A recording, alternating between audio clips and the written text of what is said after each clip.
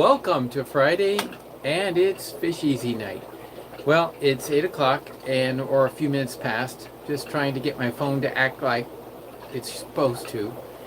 Tonight we have some interesting things to discuss. Mostly I have some things to show you, and if you're on the more scientific mind, we're going to take a step back and we're going to review something I said last week and make some finer corrections. But then also we have some interesting developments going also on how to think in terms of overflow boxes.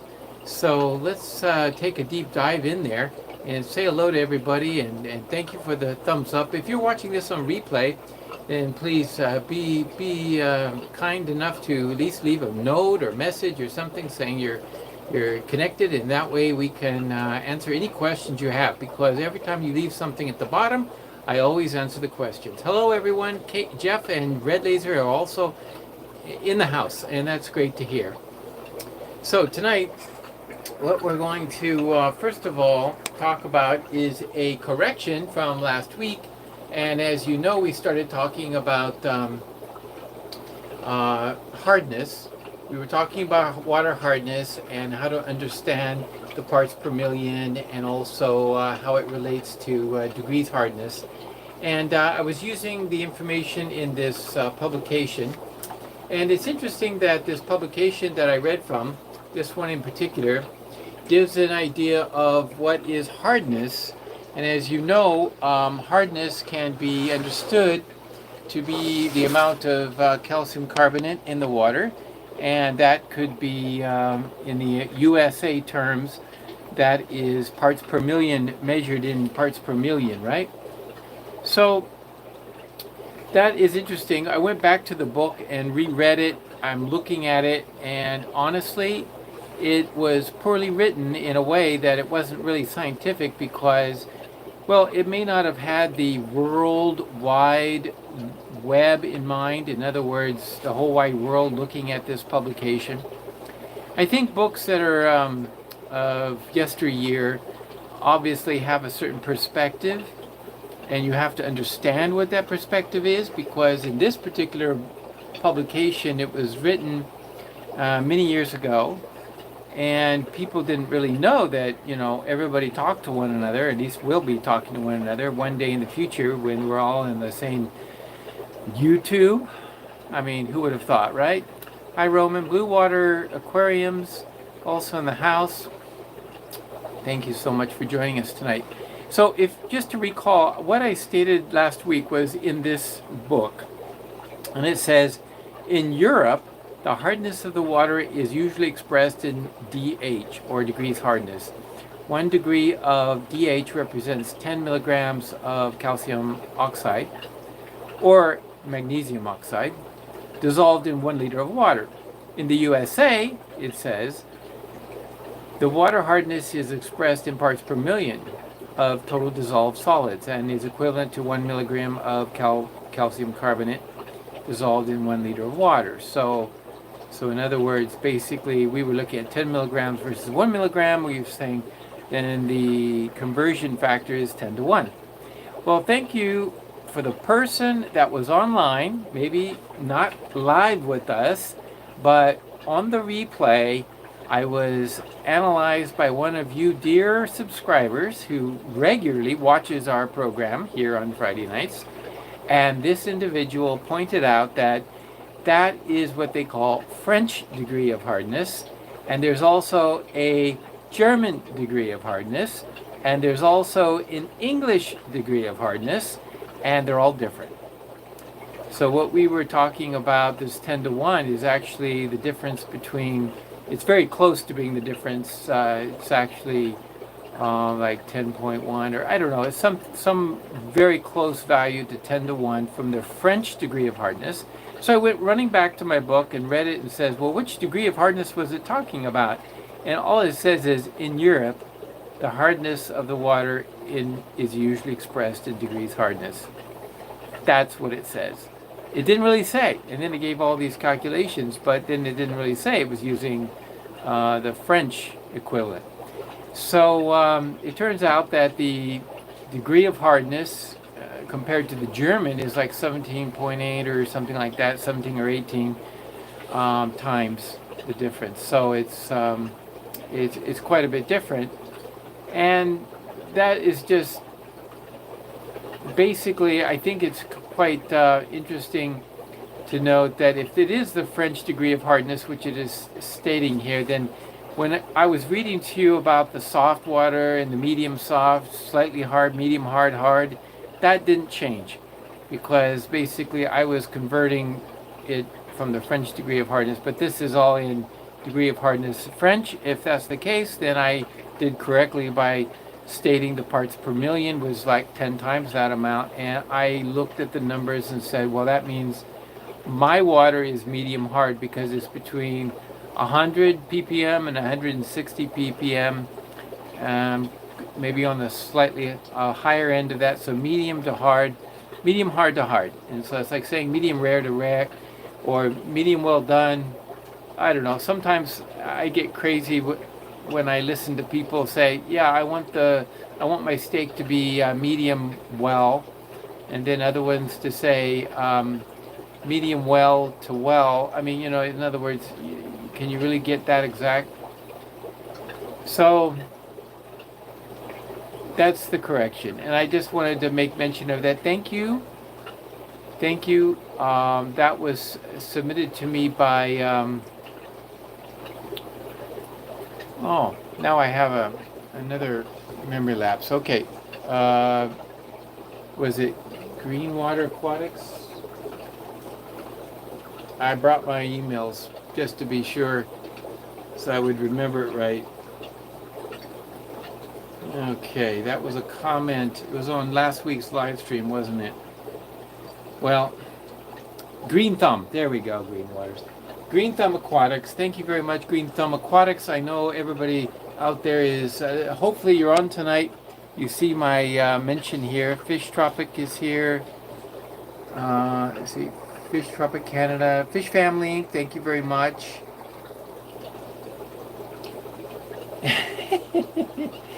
So, yes, so that was basically, we were talking about the degree of hardness. I also have very much appreciated this particular brand. It's called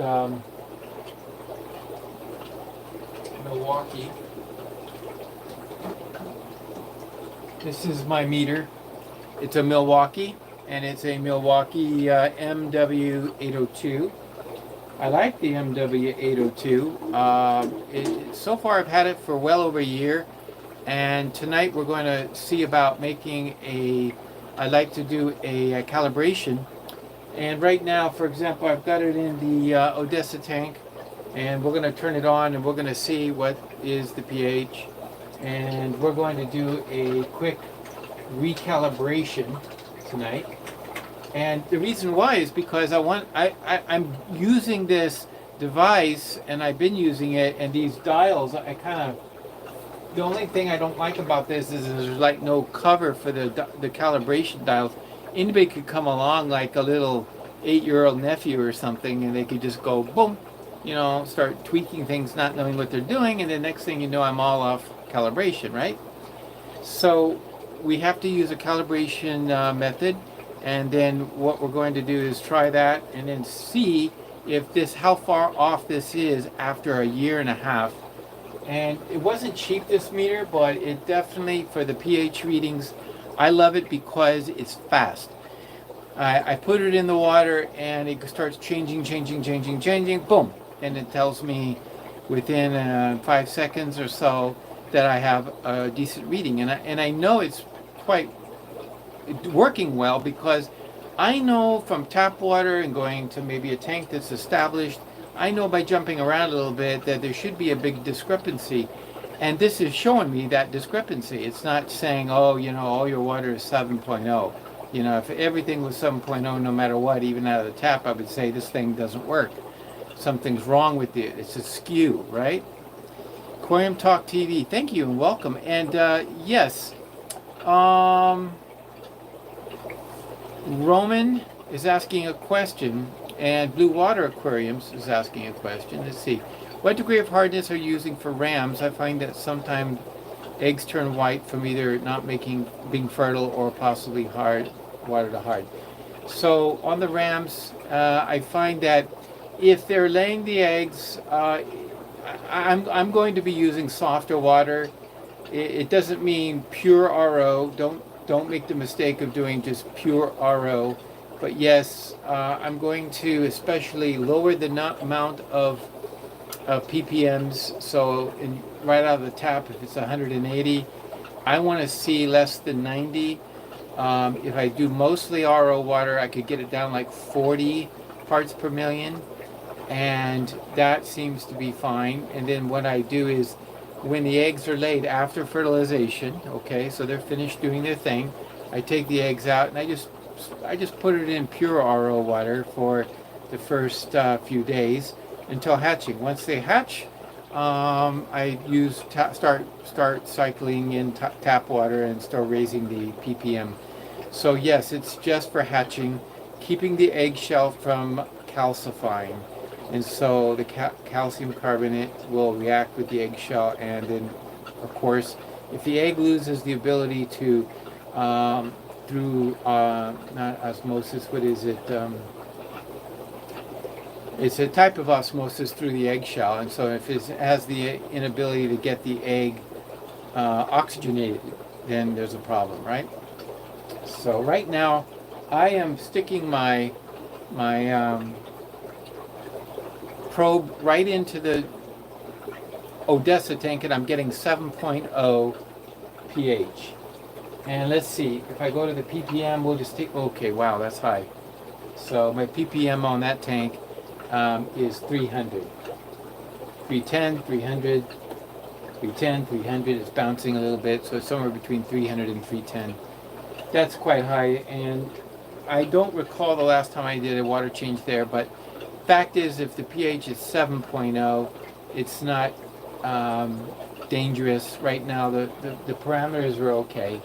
So the fact that it's high ppm, I'm not too worried about it. But when I do a water change, since it's 300, I might just use, maybe if I change 25% of the water, I'm going to use RO water to replace it. So last week we did talk about the RO Buddy system I use for the RO water. And it's coming out pretty good, very low, right? At the other house, the fish house, the filter is actually showing, as it comes out of the filter, as it's producing RO water, a little higher, closer to like, was it 40 to 60, somewhere in there? So it's time to change some of the cartridges, which I will do.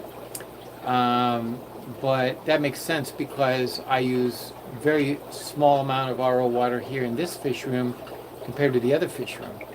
And that's the difference. One day we'll have to do a broadcast from there. And maybe on the weekend or something I can show you some of the things over there going on. We picked up for tonight, for example, 2 new pairs of discus for breeding. And they're very nice looking, very beautiful, quite attractive. And on the red side, as most of my fish are red, most of my favorite fish anyway, so that makes sense, right? How's everybody doing? Anybody? Okay, the second question was, that was the ram question. What happened to that question from Roman? Wow, a lot of questions coming in.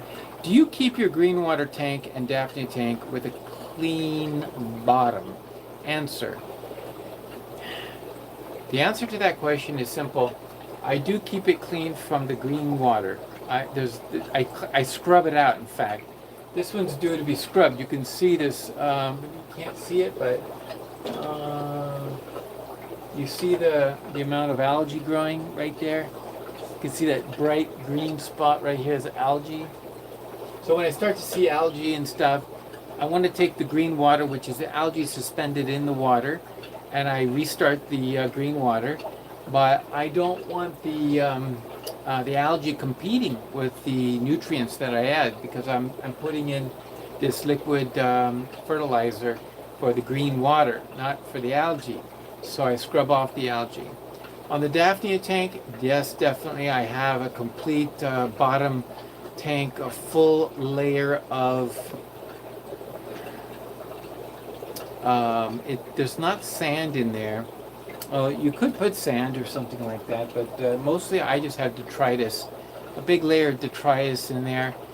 This is what the daphnia are going to thrive on. It's mostly the, the, the microorganisms that are in the water. They're filtering it out, and they also filter the green water because that algae is very small.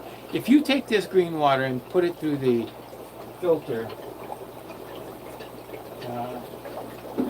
one of these, this is a 16 micron, so it's like linen material, but water will just go flowing through it, right? Well, try catching some of that green water. So you pour the green water, and guess what comes out? Green water. You can't strain out that algae. It's smaller than these tiny, it's just single-celled organisms, you know. It just goes right through this linen material like water. So yes, it's super small, and that's why it's so easy for the daphnia to just filter it out, because they're able to do that in their filter feeding. So the daphnia need that molten bottom, and I have fed these daphnia green water, and also I'm using also the same, not just green water, but also some small amounts. I put like a 1/32 teaspoon of yeast, the quick yeast. And while I'm on that subject, just want to mention there are two kinds when you go to buy them at the grocery store. I buy the quick yeast. It's made for bread machines, and it's really nice because when you put it in the water, it just turns it all white and powdery. It dissolves fast. The other yeast that you buy is more of a regular yeast for baking, and I don't like that as much because it seems like I put it in the water and stir and stir and stir, and it never seems to dissolve. So that's the mistake there. So I do prefer the other yeast. Now, I did send some, I did try sending, I did put some in my tank last night, and I look at it now. I don't see much of a cloudiness, but it's really full. I mean, let me show you the daphnia tank, how full it is right this moment. So I've got a lot of daphnia in there. We could probably definitely do some before I feed them again. I definitely want to try to take a bunch out. There's just a lot of daphnia. I don't want it to crash. I'll probably take out as much as I can. Just throwing yeast in there constantly, yeast, is not a good idea in my opinion, because you're not giving water changes. Now, how am I doing water changes? Well, this is how I do it. This pipe right here is just dumping in. I don't know if you can see the bottom, it just dumps right in, see? This is a pipe that is used just to hold my water. It's just a holster. And I just pour the green water down that tube, and it goes right into the tank. But the tank also has an overflow. So back on that corner, what you see there is an overflow right there. So the water it starts to fill up, and then it just slowly overflows. So every time I drain my green water into this tank, it's getting a water change. Now maybe it's not much of a water change, right? It's not much of a water change, but it is a water change nonetheless. So it's getting some fresh water added, and maybe it's not fresh like out of the tap, but you don't want that either, because chlorine will kill the daphnia. I tell you, from what I understand, they're very susceptible to chlorine. So I always use this water, which has been in here for a week, and there is aeration, even for my green water, but it's just a bubble. Just a bubble or two. It's barely going. It's just to break the surface tension. I want to keep the film off of this. So okay, so right off the surface, I want to keep the film away. Okay, so going back, checking the pH. Also my micro Siemens per centimeter. Let's take a look at that. I'm looking at 0.46. So let's go ahead and take a moment to write this down. My memory is not that good anymore. I couldn't just like remember what it will be. So we'll just write it down on the tank here. And we'll write down our measurements, and then we're going to calibrate. So we've got 0.46. Can you see? Okay, you see. 0.46. This is micro Siemens. And yeah, you can barely see that. And then for ppm, it was 310. And then finally the pH is still 7.0. All right, so the idea being that I want to compare and see after we do the calibration. I just want to see if this particular device was off that much, because once I calibrate it, I'm going to stick the probe back in the same tank, same water, and we're going to see. So let's do that now. So I have the solutions. Let's see what the solutions say. There's several kinds of powders that we use, and I just dropped something. I don't know what I dropped, but these are the calibrations. It's pH 6.86 at 25 degrees C. I should probably check what is the temperature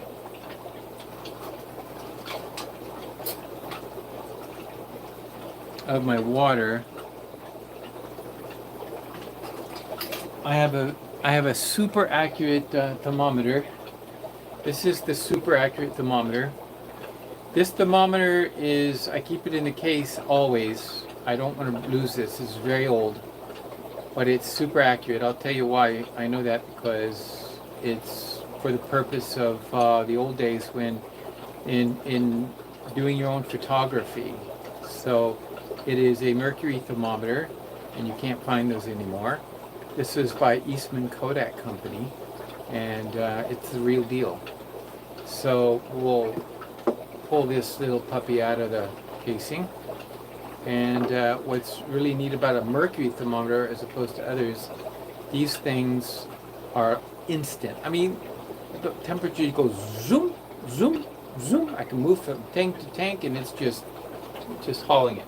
So for example, just to see what it is right here, I'm just going to stick it in for a second, and I can start reading it. And it says 24.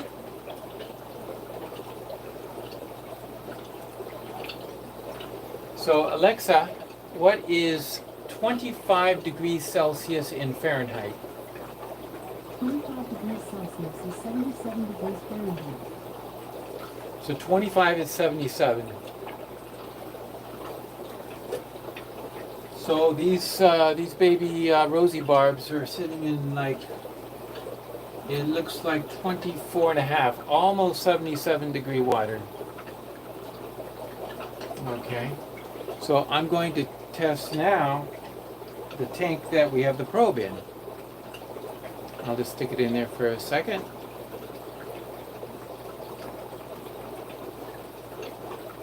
We'll take a reading.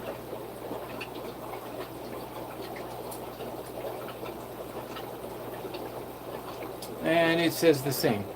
So it's almost to the line where 25. So basically what's important is when I use water for probably the room itself. In fact, I'm looking at the temperature of the room at eye level, and it says 78.4. So that's about right. These tanks are maybe a foot or two below my eye level. So there is a degree of it's like a stratosphere of different degrees. So in other words, the room at the ceiling is going to be warmer. That's why I do have a fan blowing most of the time to keep the circulation throughout the room the same temperature. But the floor is colder. This is sitting in the basement. We are on the grade level of a basement. So yes, the floor is colder. And here in Canada, it's above freezing right now, but you know, this room stays pretty cozy because of the warmth from the fish room. Let's see, I've missed a lot of the dialogue. Let's see what's going on. Oh boy, everybody's joining us tonight. Thank you, Master Aquatics, Sandy, Roman. Yeah, this thermometer is amazing. So I'm just going to, yep, it's the same. So this one is really valuable. We're going to use this one in making the measurements. So how do we do that? Let's see what the instructions are. We have a ppm liquid. This one is like, it comes with the TDS calibration for 20 milliliters. That's what this is. And it's based on degrees. So all we do is simply open, insert the tester, and probe into the sachet. So we use this as the container and follow the calibration procedures according to the instruction manual. Well, I don't have the instruction manual in front of me, but basically I remember all we do is we just measure that, make it exactly the right amount. So it should be based, now it has in bold 25 degrees, right? It should, or 77 Fahrenheit. So it should read, this should say 1500 ppm, 1500. That's just this solution. So I'm going to set this device, and we'll go ahead and do that now. So I'm going to open it up. It's quite sealed up, and so we're going to now stick the probe in here, and I should wash it off, huh? We wash off the probe. I don't know if water on the probe is going to make a difference, so I'm going to take, I have distilled water, and I'm going to pour some in just something to really wash it off. So let's get the distilled water.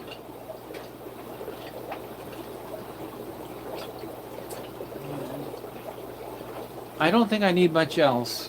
I've got this little, just a little container to do it. I could probably, you know, don't have to have something so big, but why is this leaking? Oh, this is leaking. I've got a hole in this thing. Oh my goodness, my distilled water's got a hole. Oh great. Well, what do you know? It cracked. Let me get a container. I have some jars right here. Oh boy. I'll have to get some more distilled water. Just great. Let me pour out some of this distilled water. I didn't know why I had a hole.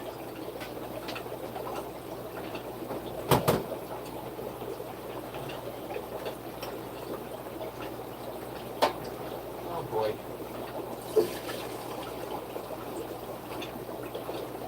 I'm gonna have to buy some more distilled water then. And I'm gonna have to get another container of it.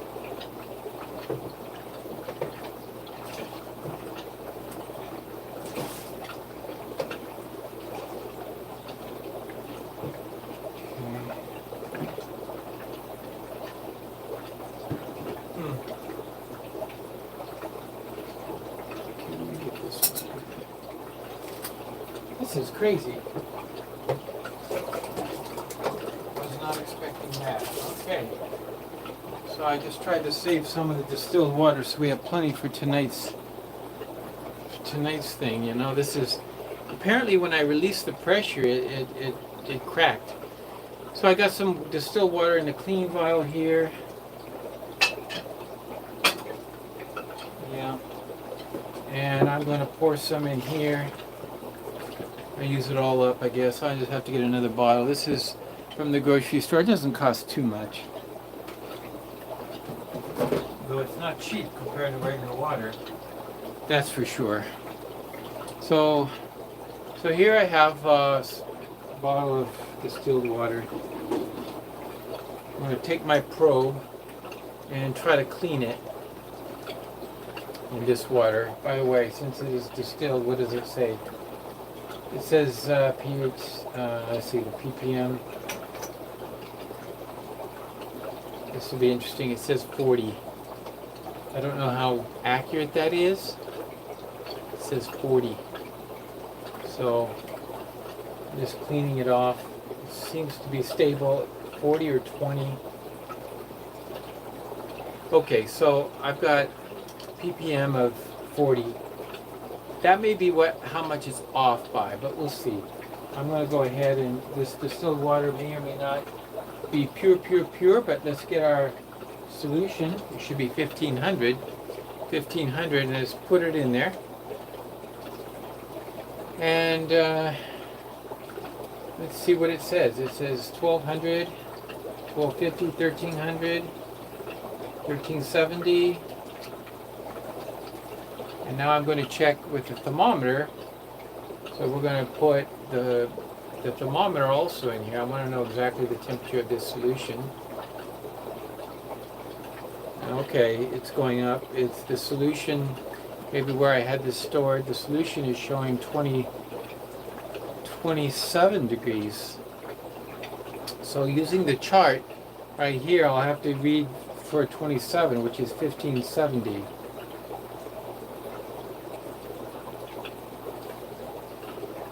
Yeah, the temperature hasn't changed, and this only says 1320. So let's go ahead and with this on ppm, what we're going to do is I'm going to show you. This says 1320, right? So I'm going to turn this calibration knob right here. It's called calibration. There's a knob, and we'll go ahead and just knob it to make it not the value at 25, but the value at 27. So I go here to 27. It should say 1570. So I'm going to adjust this to 1570. See if I can do that. Oh, not bad. 1560. Just barely turn it. 1570. Okay, I just had to barely turn it, and it went right up. 1580, 90. Yeah, wait for it to stabilize and make sure it says 1570. Yeah, 1570. Are we still at 27? We are.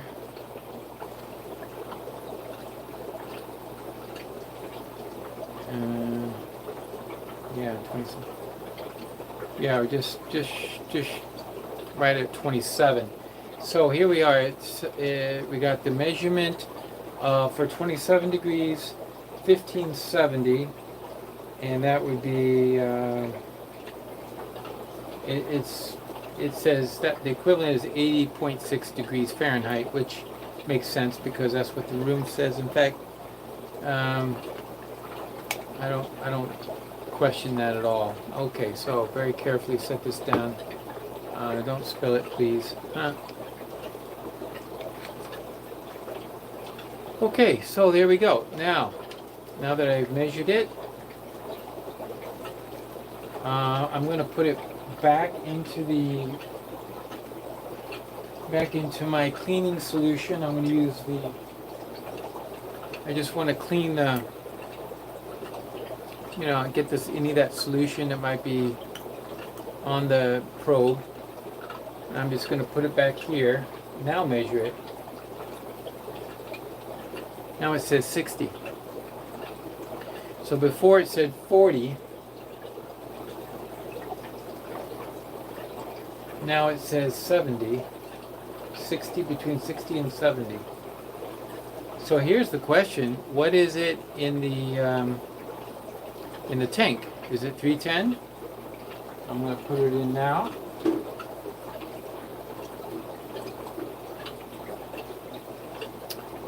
And it's 400. So taking a look now. This is showing 400. So after calibration, really what I'm getting in ppm is 400 ppm. So that would be like that's pretty hard water.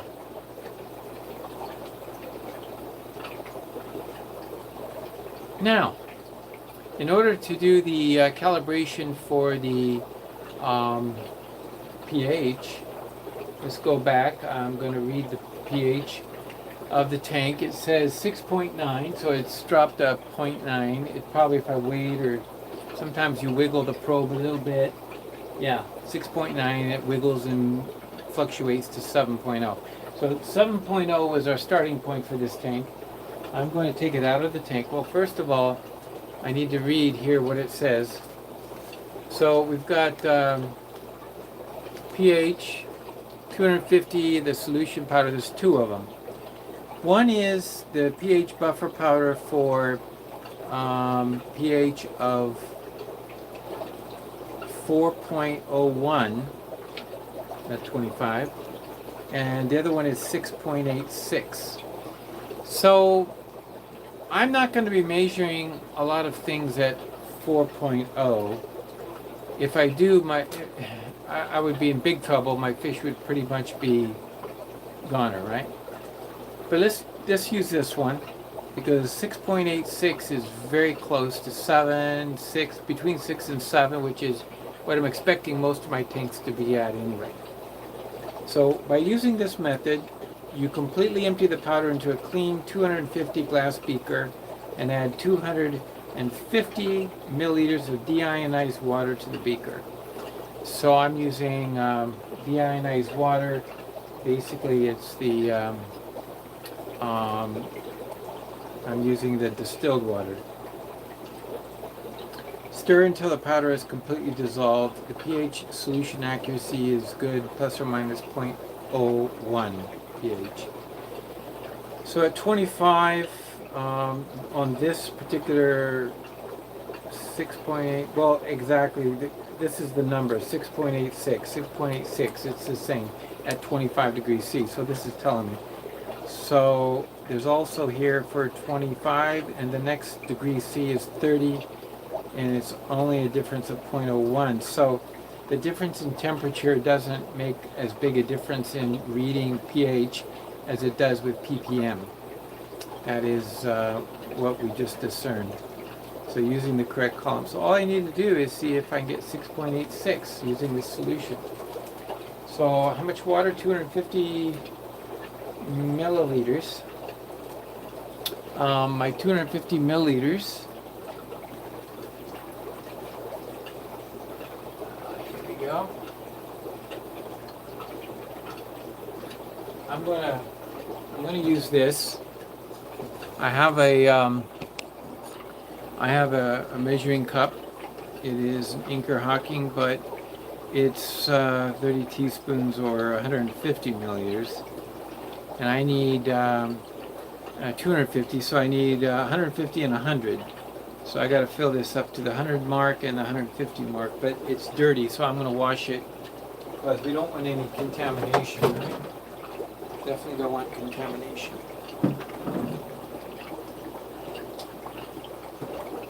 Some of this distilled water too that came out. I can rinse it with that.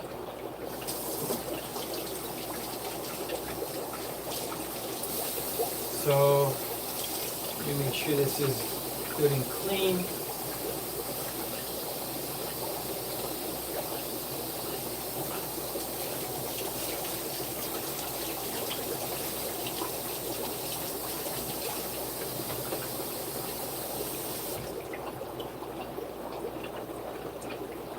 The outside I'll wipe with a rag, the inside I'll rinse with the distilled water that I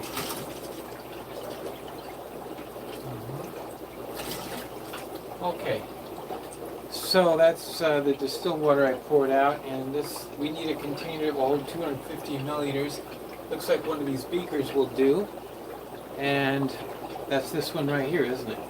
Okay, so let's do that. We need 150. There's 150, and we'll put 150 in, and now we need 100 more, and we should be able to get that out of this bottle. Just 100 more. There we go, 100 more. So I've got my solution. with 100 and 150. So there we have it. That's 250 milliliters. Feel free to check my numbers.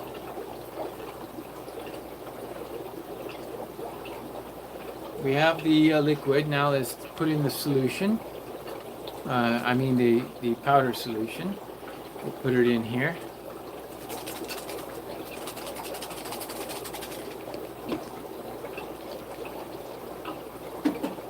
Okay.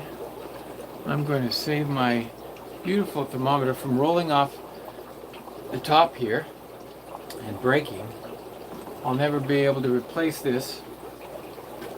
I don't know, maybe they're available out there, maybe not. If they are, I'm sure they're not cheap. And let's do that, okay? Shake it down. We'll cut off the top and put the buffer solution in.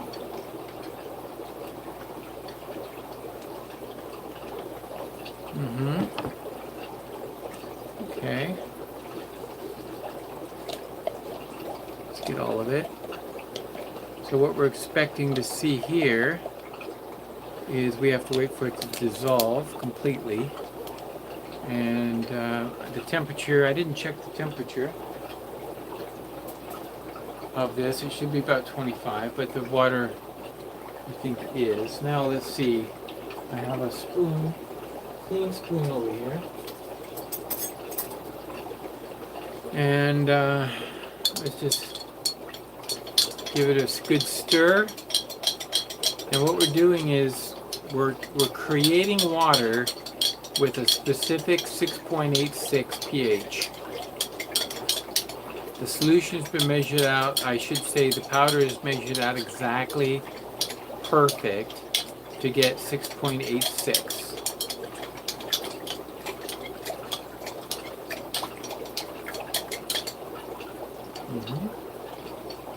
Still not quite all dissolved.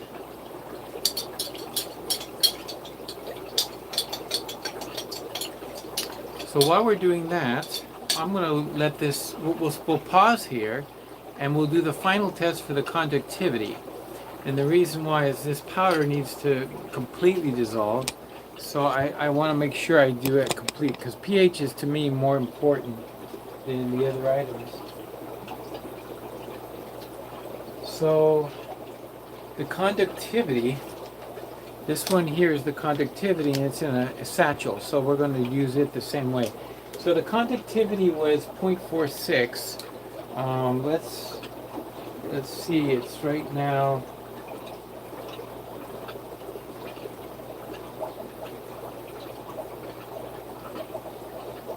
0.58.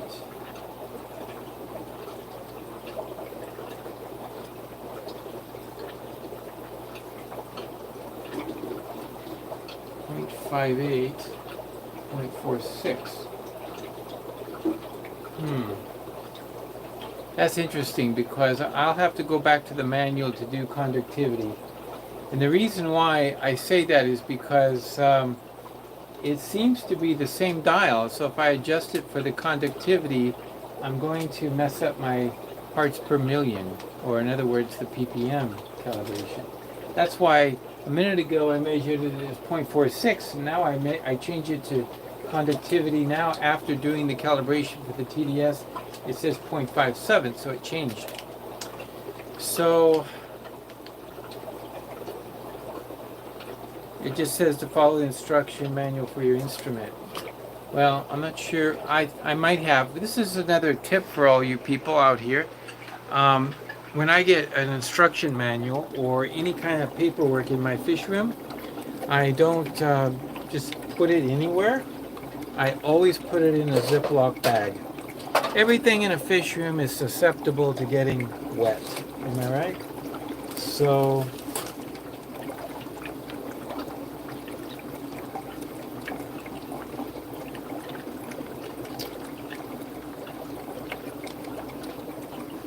there's instructions for my thermometer. And let me see, I also have another bag here.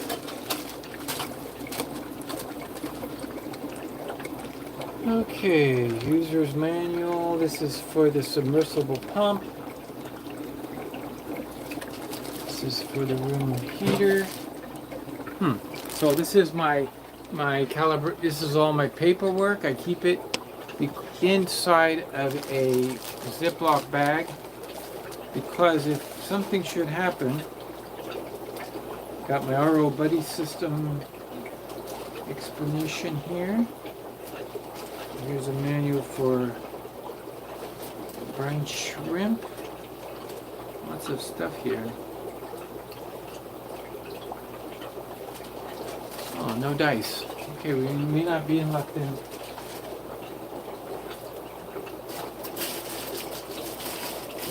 I may have to find it. I think it had a little, I'm sure it had a little meter. Let's see, this might be it. Here it is, Milwaukee. So this is a supplemental. It says, yeah, allow 10 to 15 seconds to read the solution. When using probe to measure nutrient solution, you'd always rinse and clean the probe after each use using white alcohol or white vinegar or alcohol. That's for nutrient solution. I don't think that's our case. Mineral salt on the protective cap is a coating for the pH inside the probe. Always wash off if you need to. Always keep the probe wet and clean. Warranty does not cover clogs. Okay. Never let your probe dry out. Store your probe in a cup or jar. And that's what this is a special cap. You put liquid in the end cap, and the liquid that you use is this. This is storage solution for your Milwaukee. So I bought this as well. It's for the pH and ORP electrodes. And so I just keep it if I'm going to store it. So is my owner's manual in here? That's the question, right? Here it is, owner's manual. Let's see what we did wrong. Here it is. So looking at it preliminary, pH measurements and so, okay, for the calibration procedure. Remove the cap, switch it on. In preparation, use the buffer. You're going to measure samples near 7, use the 7.01 buffer. If you're going to use it near 4, use the 4 buffer, or for acid measurements, use pH 10. Yeah, so I'm good. So we're using the right buffer solution. The procedure is to rinse the tip of the electrode, immerse it in the calibration solution, wait a couple minutes for reading it, measure the temperature with a thermometer. We did that too. That's exactly what this is, you see. We did that. We stuck, well, we're going to for the case of the pH. Adjust the calibration knob until it matches what it should say on the chart. It's now complete and ready for use. So it's very simple, that's it. But for the TDS, adjust it, now complete. It says it should be recalibrated every month. I haven't done it in a year and a half, so I haven't had any problems. Or when the battery or probe is replaced. The conversion between, the conversion between EC and TDS is made by a built-in circuit. So if calibration is made in the EC range, TDS range is automatically calibrated or vice versa. Well, there's the answer. That's why I was afraid to make an adjustment, because the answer is they both are calibrated by the same knob. And so you can do one or the other. So we did the TDS one. So I can save that for my next calibration and do the micro Siemens one if I want. Okay, and that's it. So everything in here is good. Now at this point I'm imagining the pH buffer solution is completely dissolved. Let's double check that. I can remember where I put it. Right. It's the one with the spoon in it, right? So I got a spoon in there. And now I'm looking at it. Yeah. I swirl in a circle and look at the center to see if any particles. Yeah, no, nothing's coming to the center. Okay, so it's completely dissolved now. We're ready to do the pH measurement. For the fun of it,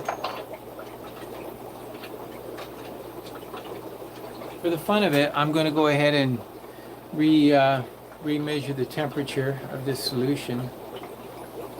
So we'll do that now. It's not that hard. Careful not to break anything.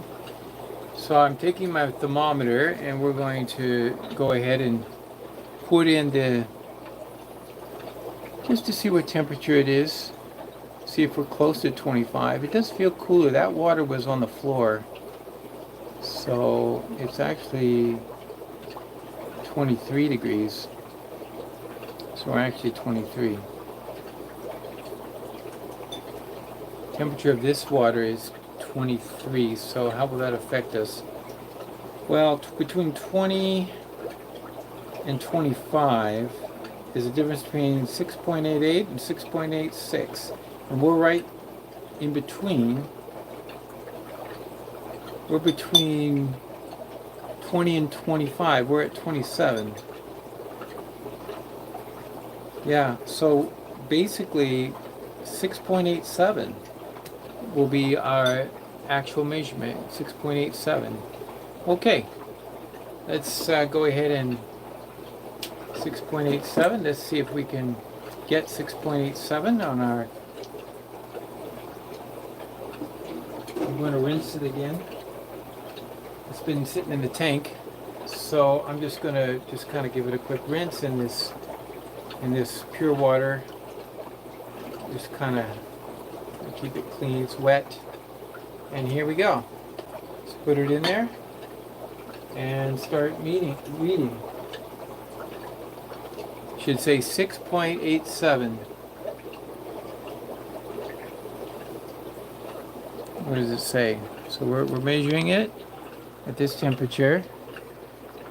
It says 6.83, 4, 5, 6, 7, 8. It's going up. 9. Okay, we're gonna have to give it. We're gonna have to give it a minute. Let's just see what it does in a minute. Oh, that's micro Siemens. I have it on micro Siemens. It'd be best to push the pH button. But it's funny that the micro Siemens and the pH would be so similar. Okay, so it says 7.1.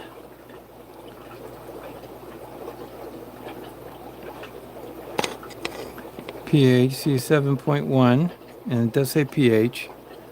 So I'm just going to swirl it around a little bit. 7.10. I'm just swirling the probe in the water solution. Okay, so here we go. 7.10. 7.10 is what it's reading. It should be 6.87. So I'm going to take this calibration and dial it back down to 6.87.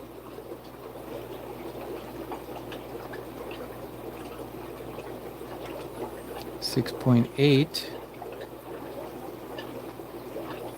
Wasn't off by much. 6.9. Doesn't seem to.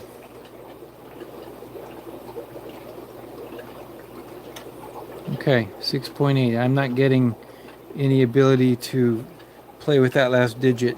So basically, whether it's 25 or whatever, it's 6.8.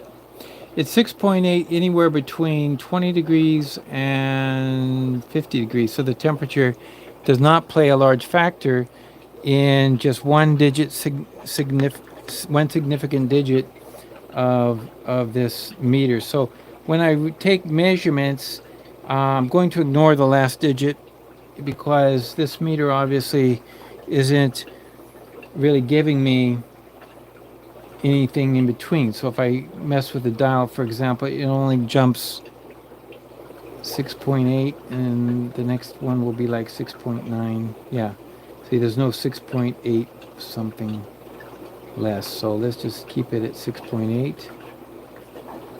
I'm going to dial it down to 6.7.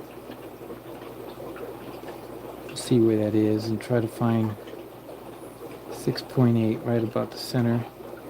Okay, so there it is. So it's pretty tough to turn these knobs, so it's not easy to mess up on the calibration throughout the year, but let's just see now that it's properly calibrated. I feel comfortable. My meter is now ready to go and take proper measurements at any time, anywhere. So let's go ahead and go back to our Odessa tank, and we're going to see. I'm going to look for pH of 7.0, right? That'll tell us how far off the meter had gotten after a year. Okay? All right, I'm gonna actually stick it in the tank and swirl it around. That'll get rid of any of that solution that might have been on there. And interesting, it is actually 6.4. Honestly, that makes more sense. I mean, you know, with 6.4, that tank, let's take a look at the tank. I'll show you why I'm expecting not a very hard, you know. Let's just take a look. This tank has driftwood in it. It has plants and decaying leaves. These are oak leaves to drop the pH. And these are my Odessa barbs. This is one of the latest. These are not quite as beautiful as the ones you saw in Greg Sage's recent walkthrough video from Nick. It's out now, so if you haven't seen it, go to Nick Keeping Fish Simple and take a look at his tour of Greg Sage's room. His adult males, which are a couple years old, are beautifully brightly colored. These are not that old. These are only about 6 months old, and so these are not going to be as red. I do notice with this batch, and it's the same batch that you got, Rob Lucas. These are the same exact fish. Only difference is mine have been in this tank with moss, wood, dark substrate, and decaying leaves. Honestly, this is how you make Odessa barbs really pop. It takes good environmental conditions to make them pop, and of course they have to be well treated. The water has to be very good water quality, and you'll get beautiful fish like this. My batch was just half of. I just split the batch in half. I took half for myself, the other half I showed you, Rob, when you were picking out your Odessas. And it turns out that now that I'm looking at them, I got mostly males. I've got only one.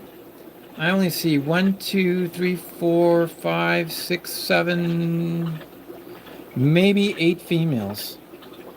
I may have to take a picture and really study it, but it looks like I only got about 8 out of.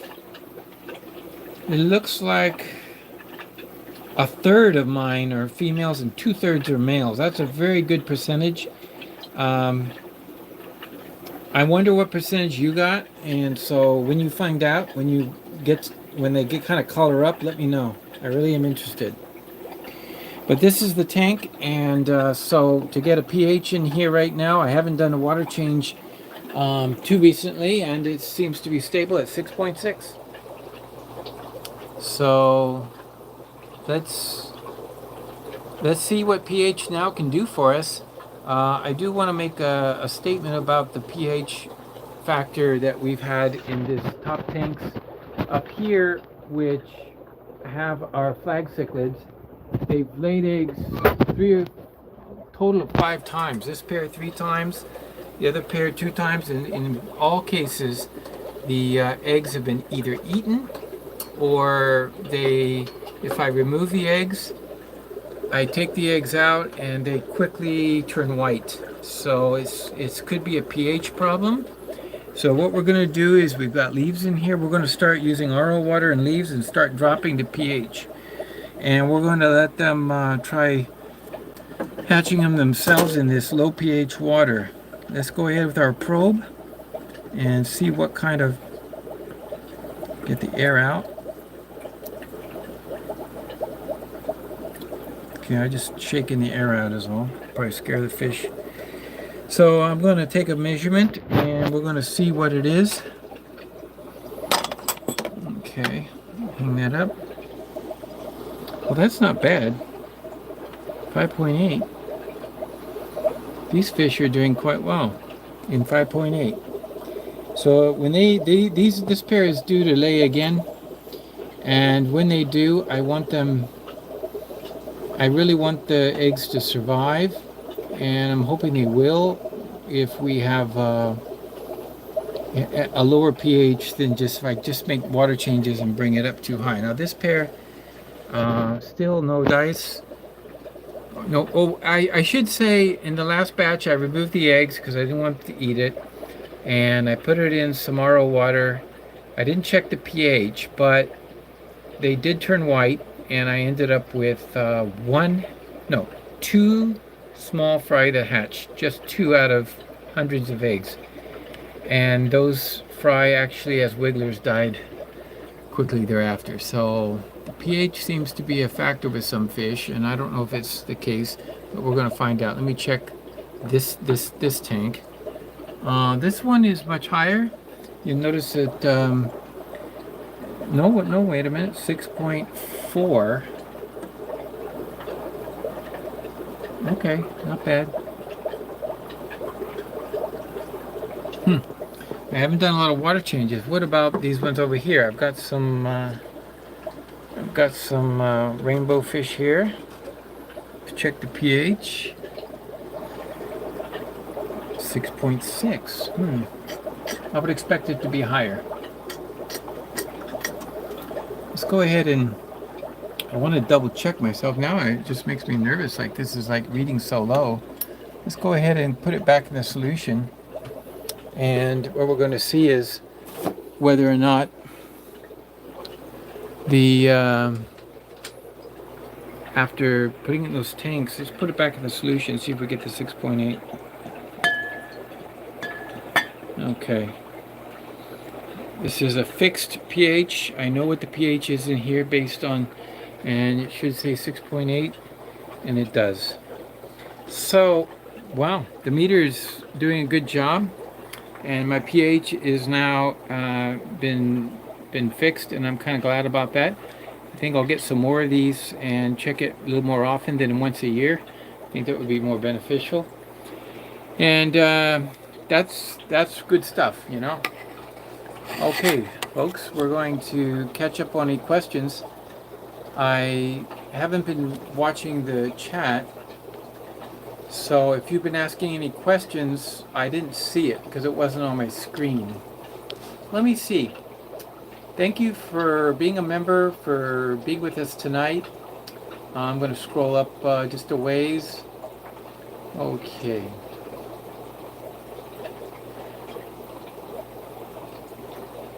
Yeah, the PP seems high when you're using an R. Roman is asking that question. It seems high when you're using an RO system. Well, I'm not using the RO system with the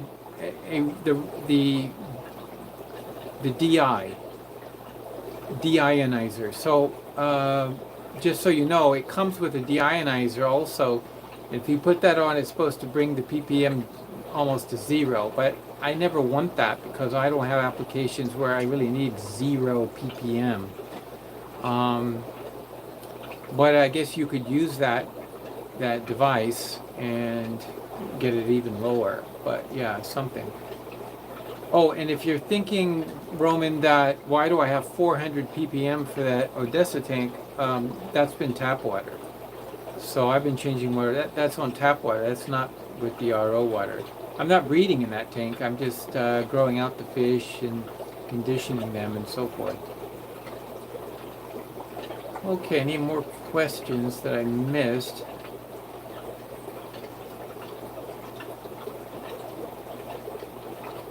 Fathom Aquatics. I'm sure he's not listening right now. He's passed out.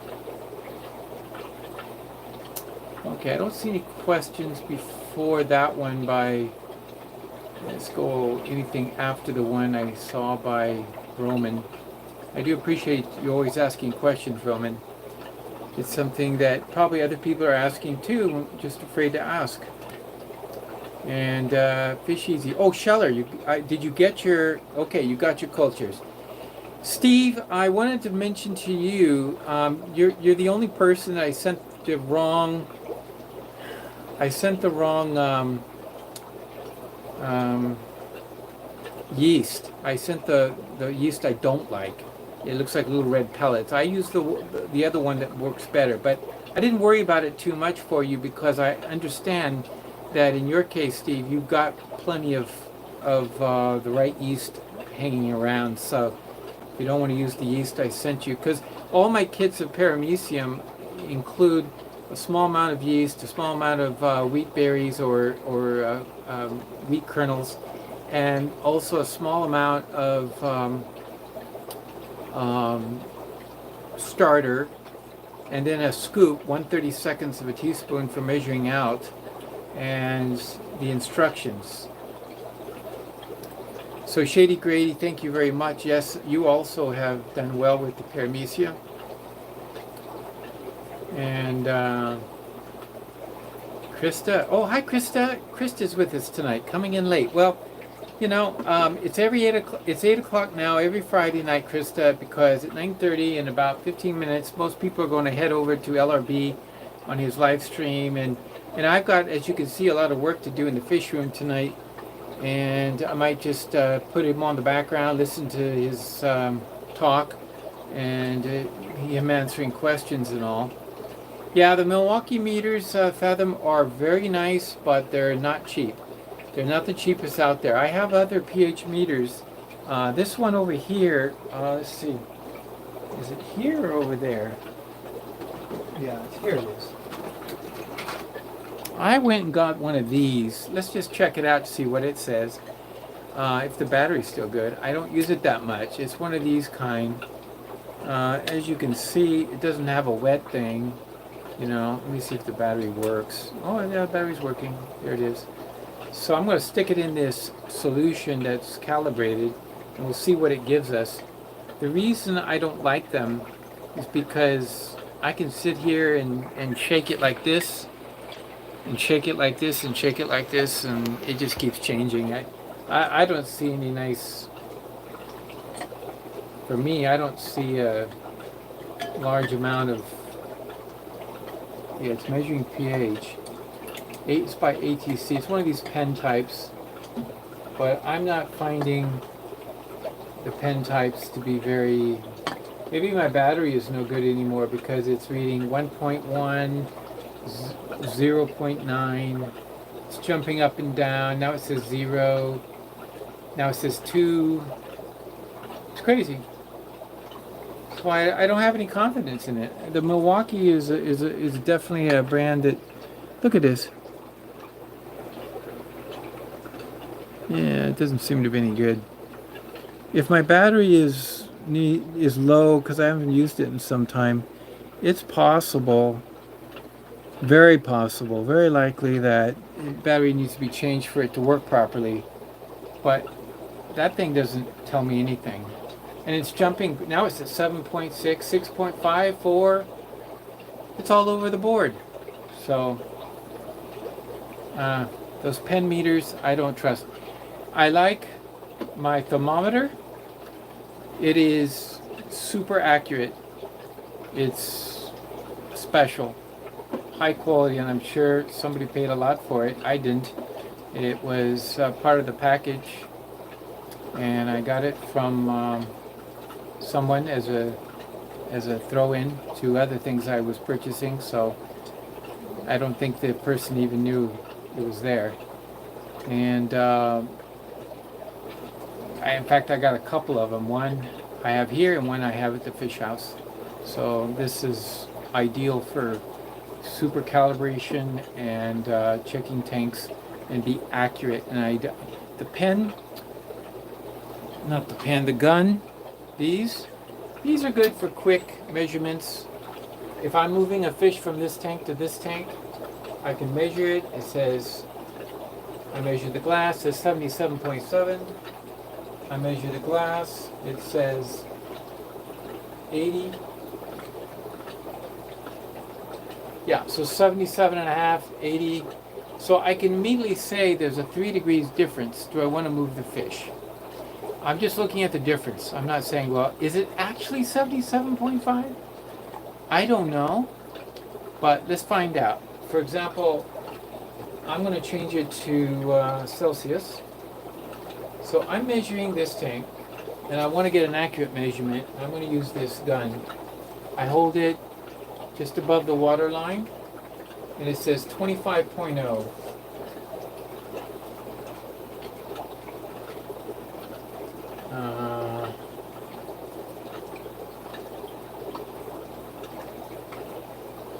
Hold on. Of course, I touched it, got it off. 26.9. 25.0, 26.9. That's 2 degrees Celsius difference. Let's do our Celsius mercury.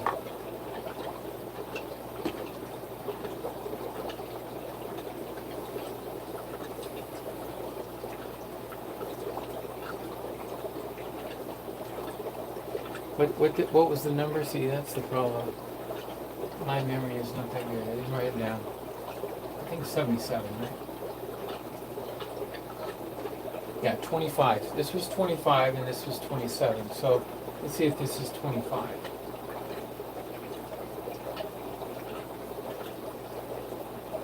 $25, right on the button. I move it over here. It's going up. 26.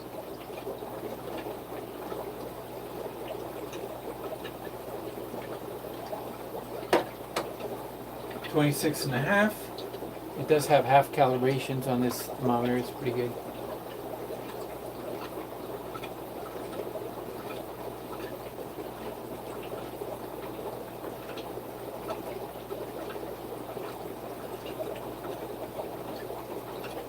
So it's 26 3/4, right? It's right, you can read it, right in the middle between the 26.5 and the 27. So if that's the case, this one actually did pretty good. It was very close to being what the mercury thermometer says, 27.2, very close. So this isn't bad. But what I found with these is today I measure and it works out well. Tomorrow I measure and it seems to be a little all over the place. So I don't get it. You know, it's like, can I trust this? Well, maybe right now I can because I tested it with something a little more reliable. So I am going to stick with my reliable when I need to have an exact measurement, and I just do the quick boom, boom, boom. I'm just showing my shooting my gun around when I need to see a difference between two tanks, so I know. Because it doesn't need to be precise. I just need to know the difference between them. Is it 2 degrees difference, 3 degrees? Am I going to shock my fish? And usually, if it's within 2 degrees, I'm not going to shock the fish. So then I just move them without acclimating. The water's the same. The water comes from the same source. So in the room, and the temperature is going to be pretty close. If there's no heaters right now, I think the heaters are unplugged. Actually, they're not unplugged. This one is working, this one is working, and it says on the heater itself 79. So that's the Hydra heater, and 79, and this is 26. Let me change this, 81. So 2 degrees difference from what the heater says and what the meter says. But this was 1 degree higher than what the mercury said, right? So that puts actually the Hydra heater, it says 79, it's green, and it's not heating mode. So the room may be a little warmer. It may have passed the heating mode. I think I have it set for 79. So once it hits 79, I think it it stopped heating, so maybe it went a little warmer. That's some interesting stuff. Let me see if I've answered that question. Yes, that's why I do the Milwaukees. And I'm glad Krista got to be on board. Hope her fish are doing well. Any other questions? If I Coral Work says, if I never had to calibrate a probe again, I would die happy. And yeah, this model is the, like I said in the beginning, so you don't have to back up. It's the MW802, Milwaukee MW802. That's the one I use. It's the Pro PH EC TDS meter, and it would be a wonderful world if it also measured temperature, and then I would have everything I ever needed. And unfortunately it doesn't, but then again, it wasn't worth trying to get a meter that does all those things. You get a meter that does too many things. What happens when one of those items doesn't kind of goes bust, or the probe on it goes bad? I've always felt like, well, that can be troublesome too, because then you have to replace the whole thing, right? You know, to fix one little thing. Not a great thing. You got some longer fins too. I'm not sure what that would reference. I hope you weren't thinking the Odessas. There are long fin rosy barbs in with those Odessas. And let's see, we got 4 minutes before 9:30, so let's just take a look at the rosy fins, long fin rosy barbs that are here. Our batch is doing so well. Our tank number 1, great number. Tank number 2, another awesome count. Tank number 3 has about half as much as the other ones do, but they're bigger because they've had less competition. It's funny, when you have less fish, they grow faster and better. So here is the male rosy barbs. Those are the daddies. You can see them, they're like neon. See them? There's got a black on the top. They got a spot on the tail. The Odessa barbs here are still young, so they have 2 black dots, the splotch on the front near the gill plate and one near the caudal tail, the caudal peduncle, and the 2 spots kind of always stay on a female. That's a female right there. Brown, you see her? That's a female. The males, the red smear gets totally red, and the black dot at the tail gets completely wiped out when they get into that coloration. They will go in and out of that coloration too. So when you saw on the video Greg Sage and his fish, they're in good condition. They really are. And but that doesn't mean when you get them home, if you were to take those same fish, you put them in a bag, and all stressed out, and you get them home, guess what? They're not going to be the same. So, any other questions? There he is, Rob. Thank you. The Odessas, the Lucipinas are hammering the white worms, growing fast and coloring up quickly. Very pleased with them. Well, I have to tell you something sad. I was not able to keep up on the white worm culture, and they spoiled so bad, and they stink so bad. I mean, the white worms just went bad on me, so I have no white worms again. But you know what? After thinking about it and after looking at them, I have come to the conclusion that my process for using grindle worms is so superior, and I don't see the advantage of trying to cultivate 2, especially when white worms need to be kept cooler and there's a little more to it. I like the process I use. I get plenty of grindle worms, tons of them every night. I can feed to my fish. They're not too small. They're big enough where the fish just can find them, gobble them up, and they're good for dwarf cichlids, and they're even good for my bigger barbs. So the grindle worms are ideal. I don't know why I need to have white worms, and so especially in the masses that they're able to do. So I'm gonna stick with the grindle worms.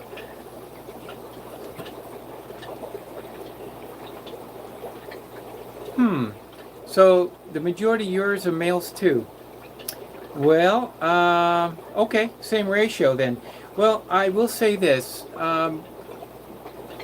This is a good thing. You can sell maybe some of the males, but I had one thought on that, just so you all know.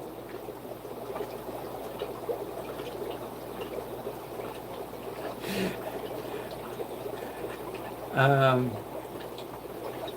I'm chuckling because of Fathom's comment. Don't link me to a $200 meter. I'm just going to buy it and look at the receipt later. Yeah, I said not. I don't remember how much I paid, but that sounds about right. It's just one of those things that, once I have it, I treat it like a very special device. I don't misuse it because I know I paid good money for it, and it means a lot to me.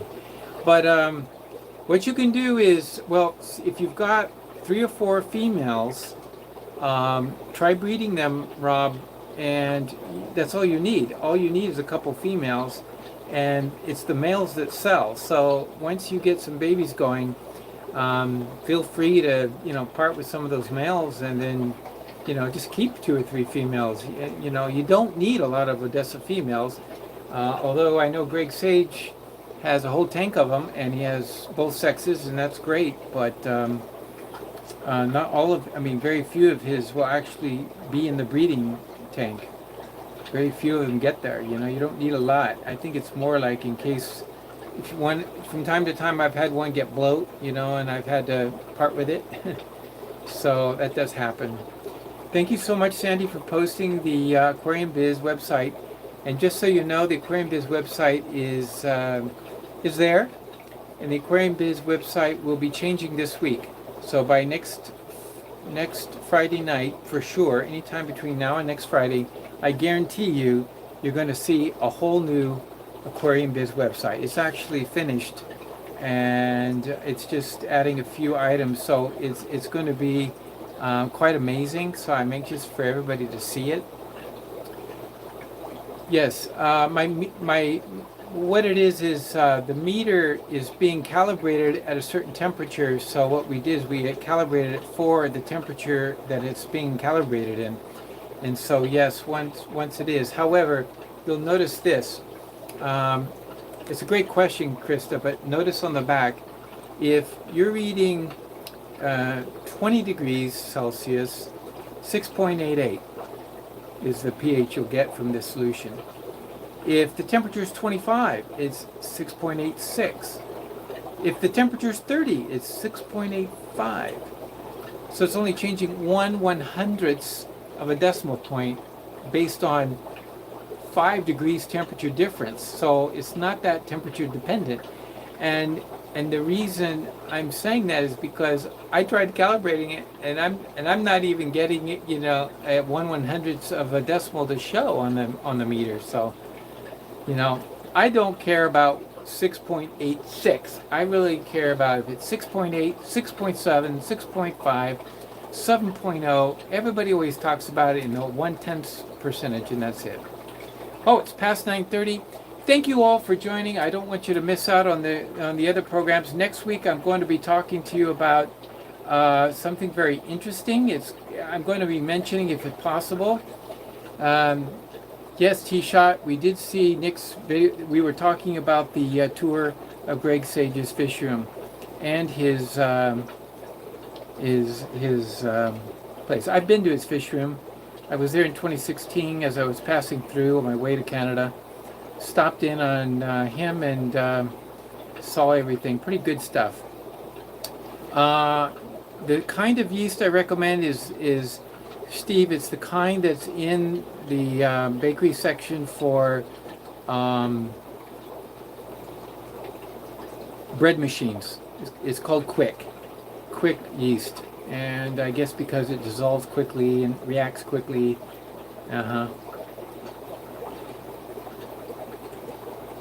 Cheap meters, they give cheapo results. Yep, I know. That's why I went and bit the and went I just went with the really good one, because I knew that this is what would happen. I'd be constantly.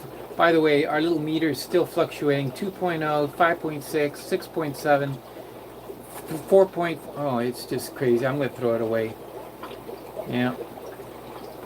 My favorite tank currently. Next week I'll answer that. That's a good question.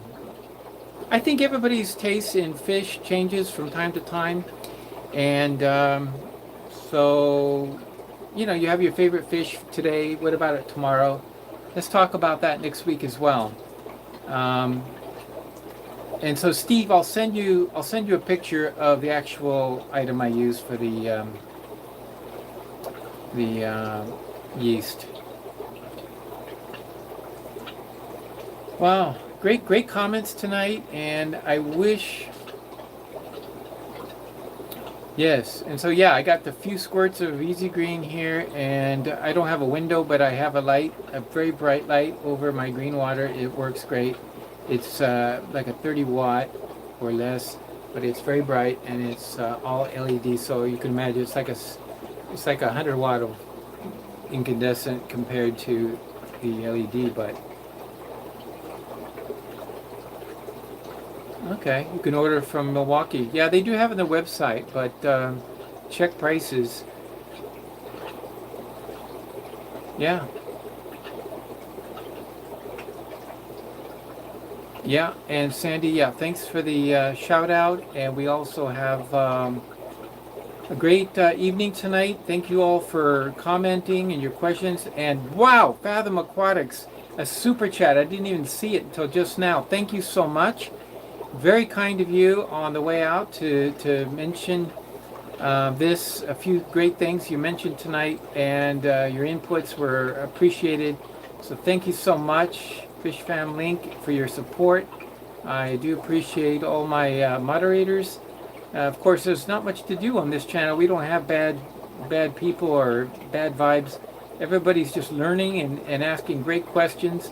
And it's a great opportunity to share knowledge, and that's what happened. I've got some interesting knowledge for next week, and it will revolve around some discussions I've had with Lowell at Make More Fish. And so it's going to be interesting. Some of the, it might be a little bit on the engineering side of things, but it might be of interest to some. So thank you all for joining tonight. I see a lot of thank yous, and I do appreciate it. It really picks me up. It makes me feel good that people appreciate the discussion. So that'll be it for tonight, and I do appreciate those who are members, and I do have a video I'm putting together for the members. I've said that 100 times. Well, it just means they're backing up a little bit, so they'll be being put out very soon. So I'll be working on that. Yes, yeah, Lowell's the best, and I do appreciate, as an engineer, I appreciate his work and his expertise as well. Okay, good night, everyone. And when you get over to LRB's, if you're headed over there, be sure to let everybody know you just dropped in after FishEZ live stream. Okay, good night, everyone. Have a great weekend, and keep it real.